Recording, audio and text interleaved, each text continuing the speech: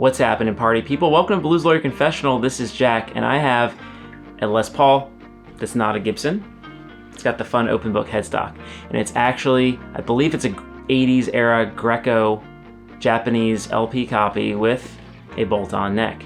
Just insert your angry comments below. It's actually the only Les Paul I have in the house. It is my wife's guitar. It belonged to her father, who was in a band in the 60s called the Groupies. They were actually reasonably successful and were seen as contemporaries of the Beatles. This was his guitar. It's one of his guitars, and it came into our possession about 15 years ago. It was in really bad shape, and I'd spent the last 15 years kind of working on it and putting it together and making it a player of a guitar. The pickups that were originally in it were gone, so I swapped those out for Gibson 500T in the bridge and a Jackson soloist of some sort in the neck. Replaced the hardware with fresh hardware, and the knobs and machine heads. You can see there, some Grovers, and then also put a neat leashy decal. We'll go over here, check it out. My friend and I did the wiring, and this is before like YouTube existed probably, or was good, and so we didn't do a very good job with the wiring. The worst part was we actually got the control layout backwards, so like it was, instead of being volume, volume, tone, tone, it was volume, volume, tone, tone, which is kind of weird. And the pots were original. You'll hear in the before video, they got really scratchy and non-functional. The tone it was either like all the way up or all the way down. There was no curve. Volume very similar. The neck pickup was cutting in and out. It was just not great. And so most recently, I thought, there's a big popular movement in guitar YouTube on promoting replacing the pots. And so holiday season, put on my list a Gunstreet kit and for the Les Paul. And my in-laws got that for me. So it's not sponsored content. I just thought the Gunstreet harness was neat. I thought it'd be an easy way of dropping in new pots and getting this thing where it needs to go. So we'll see how that goes.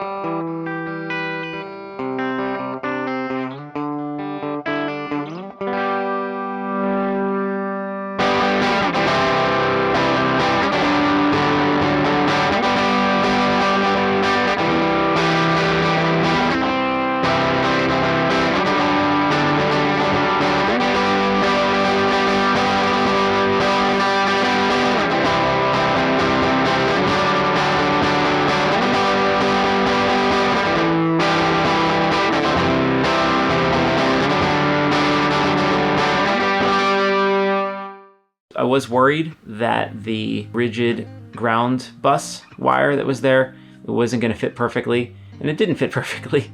But with a little bit of drilling into the body of the guitar and some careful bending, I was able to get everything in the cavity successfully, and much cleaner than I would have done it. The spread of the pots are clean, and everything sounds good. Like, I feel like everything sounds like the guitar is supposed to be, and that's really what you're going for. I think price, looking at the price, I probably could have saved $15 in parts if I'd gotten them myself. And but then you think about the price of high-end quality potentiometers and the cabling and the switch and the jack, and then the effort to not only connect it together, but then also this time I save, and then knowing that it's right. I think that was worth it on its own. But it was easy enough to install. And the hardest thing was the kind of funky, like 30-year-old pickups that the wiring was already messed up by me. But once I got that sorted, everything worked. All in all, I think it was a good mod, good upgrade. For something like this, you're doing a build from scratch, I think it's worth doing. Till next time, less fiddling, more playing.